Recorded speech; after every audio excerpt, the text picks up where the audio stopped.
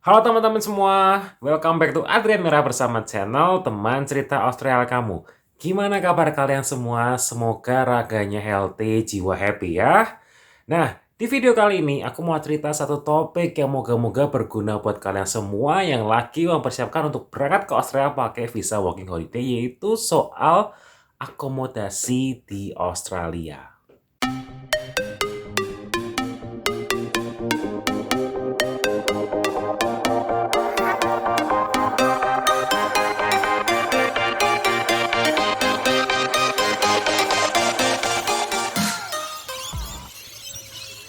Ketika kalian lihat video ini, harusnya nih kalian udah dapat STUW dari Dijen Imigrasi atau bahkan udah punya visa dan lagi siap-siap berangkat ke Australia. Tapi nggak apa-apa, kalau emang kalian belum punya STUW atau belum punya visanya, tetap boleh dengerin kok sebagai bahan persiapan ketika nanti beneran berangkat ke Australia pakai visa working holiday. Nah, mari kita mulai pembahasannya ya. Soal akomodasi di Australia, menurut saya bisa dikategorikan dalam dua jenis. Yang pertama, short term accommodation dan long term accommodation. Dua jenis akomodasi ini dibedakan dari masa penyewaannya. Untuk short term, masa penyewa bisa dari harian, mingguan, atau bulanan. Paling maksimal 3-4 bulan. Untuk long term accommodation, jangka waktunya lebih panjang atau lebih permanen. Bisa 1 tahun atau bahkan lebih. Untuk weekly rent-nya atau yang kita bayarin uang sewa mingguannya, untuk short term accommodation biasanya sudah termasuk bill, jadi udah termasuk biaya listrik, air, gas, dan internet. Sedangkan untuk long term accommodation itu biasanya exclude bills, jadi biaya yang kita bayarin sebagai uang sewa itu ya cuma sewa rumahnya aja, belum biaya-biaya lainnya. Untuk soal commitment fee atau ikatan kontraknya, di short term accommodation biasa kita diikat dengan namanya bond money atau uang jaminan. Jadi sebelum kita tinggal di rumah tersebut, kita harus menyertakan sejumlah bond money, dan nanti ketika kita ingin keluar dari rumah tersebut, kita harus memberikan notis beberapa waktu sebelumnya, supaya bond money kita bisa dikembalikan. Sedangkan untuk long term accommodation, ikatannya berupa kontrak resmi hitam di atas putih. Jadi kalau kita mau keluar dari rumah tersebut ya harus menunggu sampai kontraknya berakhir. Soal furnish atau unfurnished, di short term accommodation biasanya rumahnya sudah furnish atau lengkap dengan semua perabotannya. Sudah ada ranjang, sudah ada lemari, sudah ada lampu, pokoknya lengkap. Kita tinggal bawa barang dan bawa badan aja sudah bisa tinggal langsung. Sedangkan di long term accommodation biasanya unfurnished atau masih kosongan aja. Jadi yang kita sewa ya cuma bangunannya aja, tapi tidak beserta furniture-furniture di dalamnya. Kenapa seperti itu? Karena kita kan akan tinggal dalam jangka waktu yang lebih panjang. Jadi diberi fleksibilitas dengan cara kamar yang kosong tersebut, jadi kita bisa mengisi dengan barang-barang yang kita mau. Jadi supaya berasa lebih homey dan lebih sesuai dengan kebutuhan kita masing-masing. Lalu di mana kita bisa mencari akomodasi tersebut? Untuk akomodasi short term, kita bisa mencari di website seperti Flatmates, Gumtree, dan Facebook Marketplace.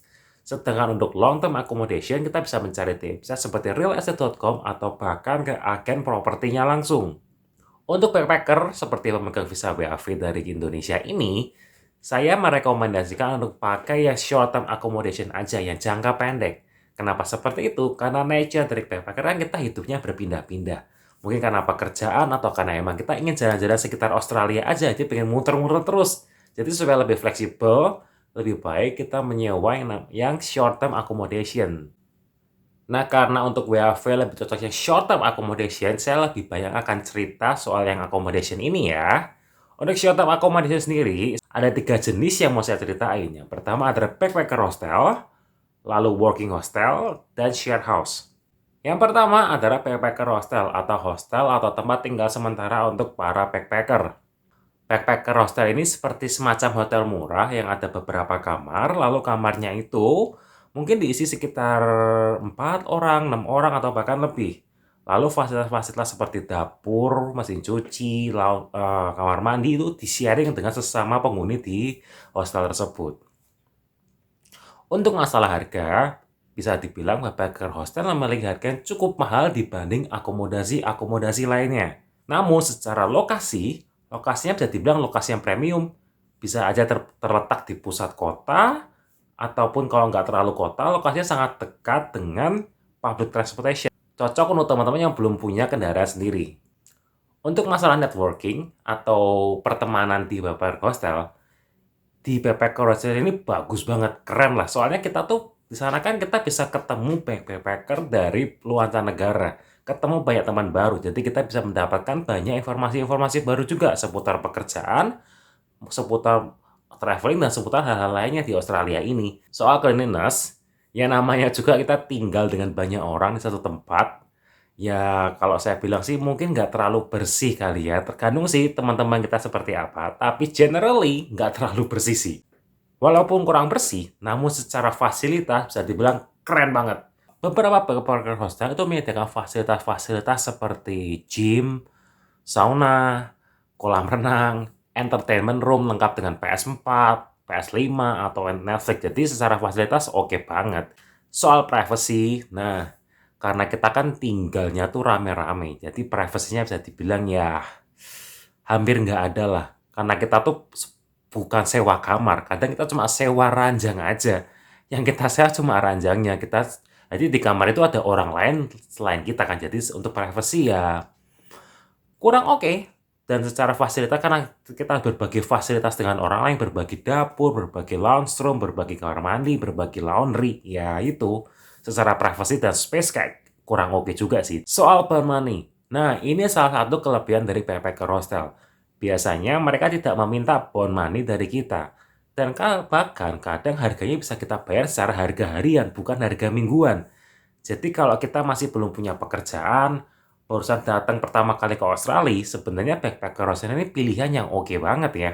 Kita biasanya kan belum tahu mau kerja di mana, mau pergi ke kota mana, tapi kita tetap perlu tempat tinggal sementara yang nggak terlalu ribet, nggak terlalu banyak ikatan. Backpacker hostel ini cocok banget buat teman-teman yang mungkin belum tahu mau kemana, belum punya banyak teman, belum punya banyak informasi, dan perlu tempat tinggal yang fleksibel bisa kita tinggal sewaktu-waktu tanpa perlu ada banyak ikatan. Akomodasi yang kedua adalah working hostel. Pada dasarnya, working hostel ini mirip dengan backpacker hostel. Bedanya adalah selain tempat tinggal, kita juga akan diberikan pekerjaan, diberikan transportasi ke farm, bahkan beberapa hostel memberikan servis penjemputan ke airport maupun penjemputan ke stasiun terdekat. Ini coba saya kasih contoh iklan dari working hostel, jadi teman-teman dapat gambarannya working hostel itu seperti apa. Soal harga, ya 11-12 sama backpacker hostel lah. Cukup mahal juga. Tapi ya gimana ya, kita kan juga dapat pekerjaan, bahkan dapat transportasi juga. Jadi ya mungkin bisa dibilang harganya lumayan worth it dengan apa yang kita dapat. Soal location, working hostel ini biasanya terletak di kota-kotanya nggak kota-kota gede seperti Melbourne, Sydney itu, tapi lebih ke kota-kota yang di sekitarnya banyak pekerjaan farm. Jadi kan emang para farmer itu butuh pengerja, tapi dia kesulitan untuk menyediakan akomodasi untuk pekerjanya. Makanya dia bekerja sama dengan working hostel, jadi win-win solution. Kitanya dapat pekerjaan dan dapat tempat tinggal, si working hostel mendapatkan rent dari kita, dan si farmernya mendapatkan pengerja. Jadi semua win-win solution gitu loh. Soal networking, mirip-mirip dengan backpacker hostel. Karena kita tinggal dengan backpacker lain, ya kita mendapat banyak teman, mendapat banyak informasi baru, dan mendapat banyak wawasan-wawasan baru juga soal di Australia. Soal cleanliness, ya mirip-mirip juga dengan backpacker hostel. Ya level-level kebersihannya mirip lah, namanya tinggal rame-rame dengan orang lain banyak. Sangat bergantung dengan seberapa bersih teman-teman kalian yang tinggal di hostel tersebut. Soal facility, cukup lengkap juga. Mungkin punya gym, punya pool, punya entertainment room. Tapi jika dibandingkan dengan backpacker hostel, biasanya backpacker hostel memiliki fasilitas yang lebih bagus. Karena working hostel itu kan lebih ke buat orang-orang yang mau kerja, sedangkan backpacker hostel lebih untuk orang-orang yang mau berlibur. Soal privacy, masih mirip dengan backpacker hostel, kurang begitu banyak privacy. Working hostel ini cocok buat kamu-kamu yang malas ribet mencari kerja, mencari tempat tinggal. Bingung mau kemana, ya udah ke working hostel aja kayak paket lengkap itu. Nggak usah beli mobil juga kadang. Dapat tempat tinggal, dapat pekerjaan, dapat transportasi. Tapi teman-teman perlu tahu juga, working hostel itu banyak yang sedikit over promise. Saya nggak berani bilang kalau mereka itu scam ya, tapi seringkali over promise. Mereka kan perlu orang yang tinggal di hostel mereka supaya mereka dapat pemasukan. Padahal mungkin pekerjaannya tuh belum ada. Jadi mereka sering menjanjikan, oh akan ada segera pekerjaan nih, kamu bisa tinggal di tempatku, buruan tinggal di tempatku. Ketika kita sudah tinggal di tempat mereka, kadang pekerjaannya belum ada. Tapi mereka kan tetap dapat untung dari uang yang kita bayarkan untuk tinggal di tempat tersebut. Jadi ya kita harus pintar-pintar memilih mana working hostel yang oke dan mana yang enggak ya. Kita juga perlu menentukan waktu yang tepat untuk pergi ke working hostel itu kapan, supaya kita nggak terlalu rugi ya. Sudah tinggal di sana untuk bekerja, tapi pekerjaannya kok nggak mulai-mulai. Tipe akomodasi yang ketiga adalah share house, atau kita sharing rumah dengan penyewa-penyewa lainnya. Bisa aja kita sharing dengan backpacker lain, atau mungkin pemegang student visa, atau bahkan kita bisa share house dengan pemilik rumahnya langsung. Untuk masalah harga, bisa dibilang share house ini lebih murah dibanding backpacker hostel maupun walking hostel. Namun secara lokasi, lokasinya kurang premium. Mungkin mereka lokasinya di suburb atau di pinggiran kota, karena kan ya lokasinya perumahan ya, bukan lokasi-lokasi yang dekat dengan train station, lokasi-lokasi yang di tengah kota dekat CBD gitu. Jadi kalau kita belum punya mobil, mungkin kurang cocok untuk tinggal di daerah-daerah seperti ini, di share house yang seperti ini. Tapi kalau kita punya mobil, cukup lumayan oke juga karena harganya tentu lebih murah. Berkaitan dengan networking, karena kita tinggalnya tidak terlalu banyak dengan teman-teman lain, jadi teman-teman yang kita dapat di sana ya nggak gitu banyak juga. Bahkan kadang kalau ketika kita cuma tinggal dengan yang punya rumah, berarti kan kita nggak punya network, tidak punya teman backpacker baru. Jadi kita nggak begitu banyak dapat teman-teman baru atau informasi-informasi baru sesama backpacker tentang Australia. Untuk cleanliness, bisa dibilang sih harus generally lebih bersih daripada hostel. Karena yang pakai itu nggak terlalu banyak, apalagi kalau kita tinggal dengan yang punya rumah langsung. Yang punya rumah langsung tentu lebih bersih daripada orang-orang yang sewa, biasanya seperti itu. Namun soal facility, namanya kita tinggal di rumah ya pasti fasilitas normal di rumah ya. Belum tentu, pasti nggak rata-rata nggak punya gym, belum tentu punya kolam renang, dan juga entertainment ya paling TV aja, belum tentu punya semacam PS5, Netflix juga mungkin belum tentu ada. Ya namanya rumah-rumah biasa, bukan hostel backpacker gitu bukan.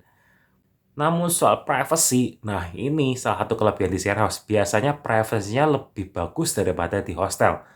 Karena yang tinggal tidak rumah. Kalau kita pengen cari single room satu kamar yang buat kita doang, biasanya di share house lebih banyak pilihannya daripada di hostel. Jadi soal privacy, soal space, tentu ini kelebihannya share house banget dibanding dengan backpacker hostel maupun dibanding dengan working hostel. Untuk bond money, jadi ketika kita tinggal di sana dan lalu mau living share house itu, kita harus memberikan info kepada pemilik rumah kayak semacam 2 atau 3 minggu sebelumnya, supaya bond money kita bisa kembali.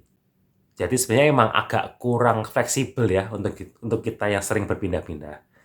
Share house ini cocok untuk kamu-kamu yang sudah punya pekerjaan yang lumayan stabil dan berencana untuk tinggal dalam jangka waktu yang lumayan lama di satu tempat. Selain lebih murah, lebih privacy, dan tentu aja lebih homey daripada hostel. Namun yang perlu kalian ketahui juga, ini bisa menjadi kelemahan atau kelebihan ya. Di banyak share house, terutama yang kita tinggal dengan pemiliknya langsung, mereka itu banyak yang punya hewan peliharaan seperti anjing maupun kucing. Untuk saya pribadi itu kelebihan karena saya suka sama anjing sama kucing.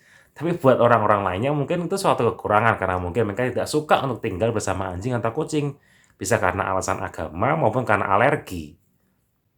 Nah, itu sekilas tipe-tipe akomodasi yang ada di Australia. Semoga bisa jadi gambaran buat teman-teman ya.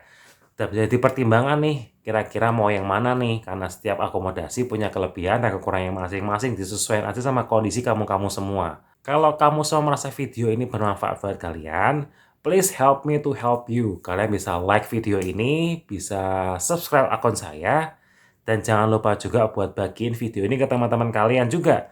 Jadi manfaatnya ini nggak berhenti di kalian. Dan kalian kalau punya pertanyaan lebih lanjut, kalian bisa ketik di kolom komentar bawah. Saya usahain untuk selalu baca dan selalu reply semua komentar kalian. Oke, thank you for watching and see you in Australia ya.